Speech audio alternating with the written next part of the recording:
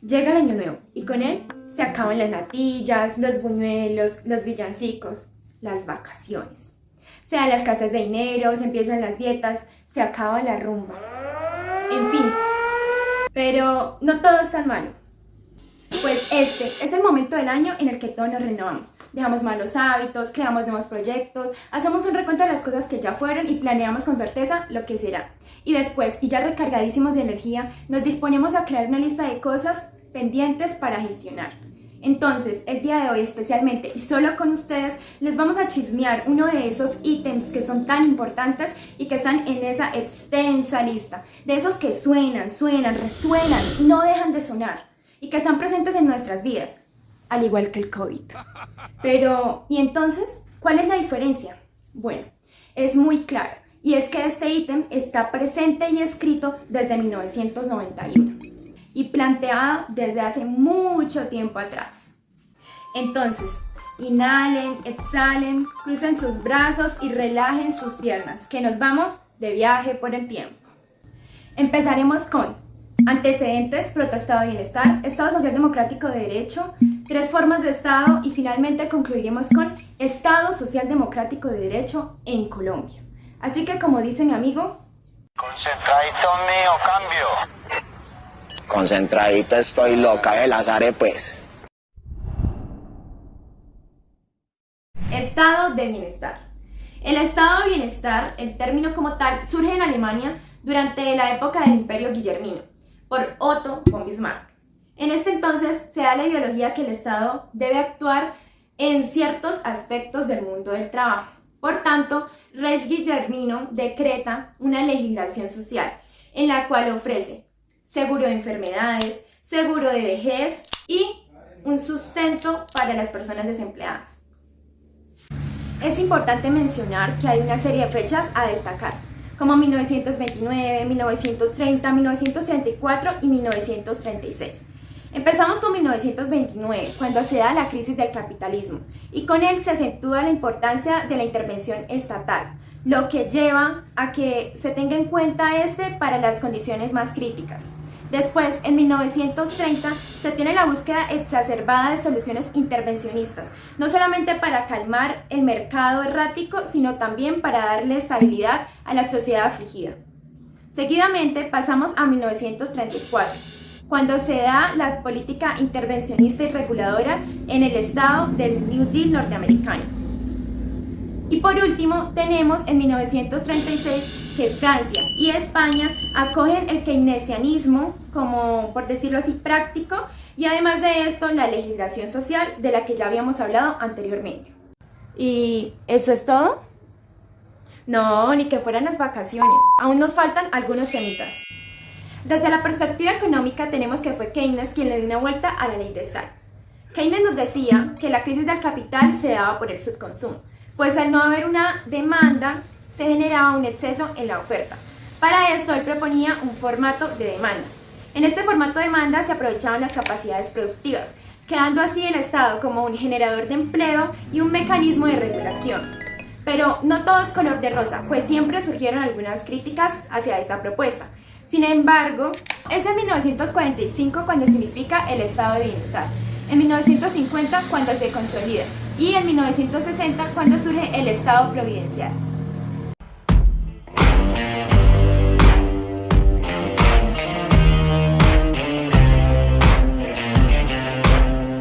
Un protoestado de bienestar fue la República de Weimar.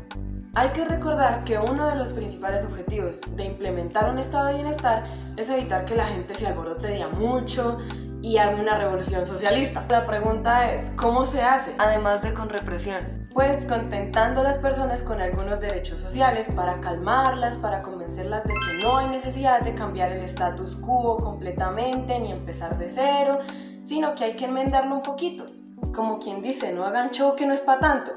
Bueno, pues a inicios del siglo XX en Alemania se quería evitar una revolución socialista por parte de los bolcheviques, por lo que había que crear un sistema constitucional que minimizara estos ánimos revolucionarios. Una jugadita que nosotros conocemos muy bien, darle migajas al pueblo para que crea que no hay razones para protestar. Con esta idea en mente nace la Constitución alemana de 1919, que busca la conciliación de las clases, no la lucha de clases. Esta constitución tenía los propósitos de Año Nuevo de Alemania para los 20.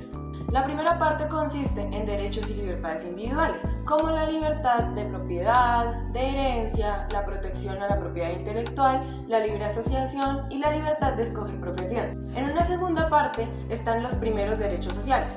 Se establece que la distribución y el aprovechamiento de la riqueza es materia del Estado. Además, el Reich tenía el poder de convertir empresas privadas en públicas. También se establece un sistema de seguridad social y de preservación de la salud del trabajador. Y en una tercera y última parte se establecen principios democráticos. Los miembros del órgano legislativo se seguían eligiendo por votación y se crea una figura que son los consejos obreros para que así se representen los intereses de la clase trabajadora. Bueno, pues estos propósitos de Año Nuevo fueron innovadores para su época, no fueron muy bien recibidos porque para algunos eran muy liberales. Y pues en la realidad no se cumplieron, así como cuando uno deja de hacer ejercicio y dieta en febrero. Algunas nuevas instituciones como los consejos territoriales de trabajadores no llegaron ni siquiera a escoger representantes. Pero, hey, esta constitución es un precedente para que otros estados se pusieran estos propósitos u otros similares cada año.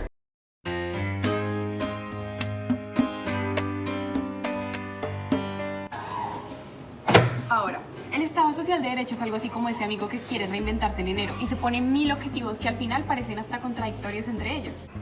Bueno, este año sí fue. Voy a aprender inglés. Aunque pues siempre quise estudiar francés. Y metámosle italiano, ¿eso qué? Es decir, es el resultado de la mezcla de 3 tradiciones diversas, a simple vista también contradictorias. La primera es el Estado liberal, el cual se basa en el limitar al Estado por medio de mecanismos de control, como la división de poderes y el control constitucional. Este Estado prima una libertad negativa, que se entendía como la ausencia de interferencias a nuestra autonomía. La democracia es ante todo entendida como un procedimiento que limita la arbitrariedad del poder. La igualdad que se protege es la formal ante la ley, es decir, una al servicio de las libertades. La segunda es el Estado democrático, que prioriza la soberanía popular, es decir, la igualdad de las personas en la creación de las instituciones y en la formación de la voluntad política. La libertad es definida como la participación en los destinos colectivos del orden político, pues es libre aquel que sigue la norma que él mismo se ha dado. ¿Quién propuso que viniéramos a este restaurante? Está pésimo. Pues tú. La democracia es entendida como el procedimiento igualitario de formación del poder, basado en el predominio del principio de la mayoría. La igualdad es pensada ante todo como una igualdad política. Y la tercera es el Estado social, el cual reposa en la idea de que el poder político debe lograr para los asociados una justicia material mínima. Entonces, lo importante es el resultado de la acción pública. Esta concepción está asociada a la llamada libertad positiva, esto es, aquella que se deriva de la existencia de prestaciones positivas por parte del Estado. La democracia se entendía más como un efecto material del ejercicio del poder, esto es, como una cierta igualdad social conseguida gracias a la acción estatal. Por último, se reitera que existe una igualdad social o equidad material mínima. Dicho lo anterior, ahora tenemos suficiente contexto para plantear la lista de objetivos del Estado colombiano en 2022. ¿Qué tendríamos que poner en nuestra listica si como país nos propusiéramos de manera seria cumplir con las características del Estado social y democrático de derecho? Aquí se las contamos.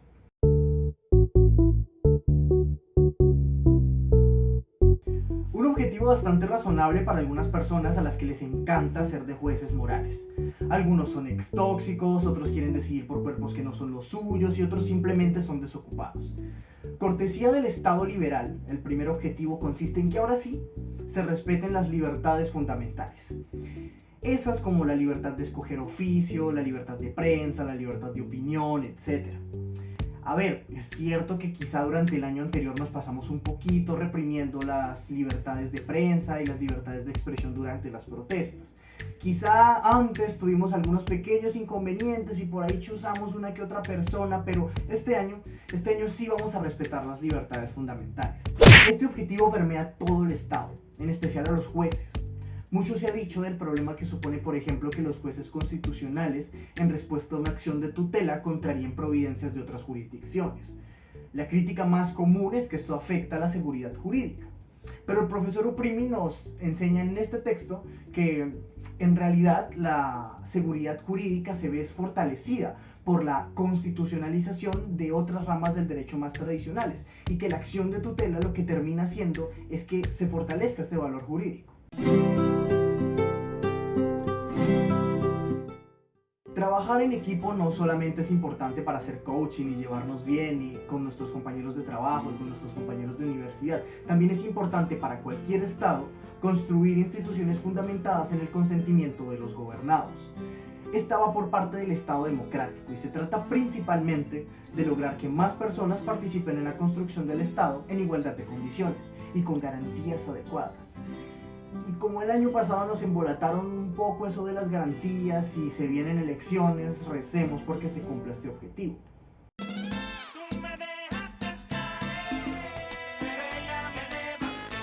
El objetivo del Estado social, que sobre todo en estos tiempos parece ser bastante complicado, con las cifras de desigualdad por los cielos y las cifras de pobreza estallando y con las graves violaciones de derechos humanos a mujeres, indígenas, defensores y defensoras de derechos humanos, periodistas, etc. Y todo lo que pasa en este país todavía nos queda mucho para recorrer ese camino que nos lleva a la justicia material mínima que nos permita ayudar a los menos favorecidos. Estos podríamos decir que son los tres objetivos que podríamos plantear a partir de las tres concepciones básicas del Estado social y democrático de derecho, predominante en el neoconstitucionalismo. Pero es que además podemos sacar algunos más de lo que nos quedó de enseñanza del estado de bienestar y mostrarles también cómo muchos de estos objetivos no son siempre compatibles, generan aparentes contradicciones y debemos esforzarnos por resolver esas contradicciones.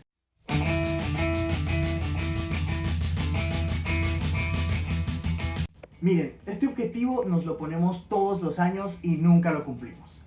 Dentro tenemos dos fuerzas antagónicas. La primera nos dice que debemos adelgazar porque estamos muy gordos y qué horror un ataque cardiovascular, pero por otro lado tenemos esa parte de nosotros que nos dice que disfrutemos la vida y que una yaca más no es problema. Pues bien, el Estado social y democrático de derecho también tiene esas tensiones internas. Por un lado hay quienes dicen que las empresas públicas derrochan mucho, que el Estado tiene que adelgazar y dejar más margen a los privados y que solo así podremos administrar bien los recursos. Pero también hay quienes dicen que el Estado debería fortalecerse para proteger los derechos constitucionales, que no son solo las libertades negativas, sino también las obligaciones positivas del Estado. Estas tensiones no se resuelven sucumbiendo a uno de los dos lados.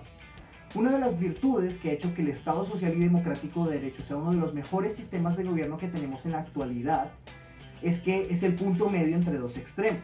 Al final de su texto, García Cottarello nos propone tres exigencias de lado y lado que más o menos nos pueden ayudar a resolver esto.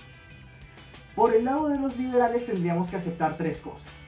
Primero, hay que usar nuevas tecnologías en favor de hacer más eficiente la producción y sobre todo las energías renovables, porque no olvidemos que las teorías económicas más ortodoxas suelen olvidarse de que el crecimiento económico no puede ser infinito, por una ley muy básica en la economía, y es que los recursos no son infinitos. Y con todo lo que le estamos pegando a nuestro planeta, sorprende lo poco preparadas que están estas teorías para los problemas del cambio climático. En segundo lugar, dice Cottarello que el Estado no puede simplemente exigir más empleo a los privados, pues recordemos que esta era una de las reivindicaciones más importantes en el estado del bienestar. Lo que tiene que hacer el Estado es ayudar a que los puestos se incrementen y dar más libertades a los privados en materia de derecho laboral. Por último, dice García Cottarello que otra de las exigencias de los liberales puede ser evitar las nacionalizaciones excesivas. Esto lo que quiere decir es que si se ha demostrado que un sector de la economía se maneja mejor por parte de los privados o de otra manera que no es el Estado, pues no hay necesidad de que el gobierno maneje este sector de la economía. Ahora, por el lado más social del Estado y el bienestar pueden surgir también tres exigencias. Primero, el Estado debe conservar las partes de la economía y la producción que son fundamentales para su existencia. Servicios básicos, salud y educación no pueden funcionar bajo la lógica del capital, pues son derechos básicos que deben ser defendidos. Y por eso no podemos dejarlos a cargo del mercado. Recordemos que lo que buscamos es adelgazar y ponernos fuertes, no generar la anorexia estatal. La segunda exigencia nos viene a recordar que las ayudas y exenciones a los privados no pueden venir sino con exigencias para que de verdad se aumenten los puestos de trabajo. ¿A quién se le ocurre que simplemente bajando impuestos a los empresarios, estos por arte de magia contratarán más? La última exigencia es que se rescate el brazo interventor del Estado. Sobre todo en épocas de crisis como la pandemia, es supremamente necesario que el Estado ayude a los menos favorecidos. Y de hecho es una de las reivindicaciones más importantes de la izquierda europea y a nivel mundial.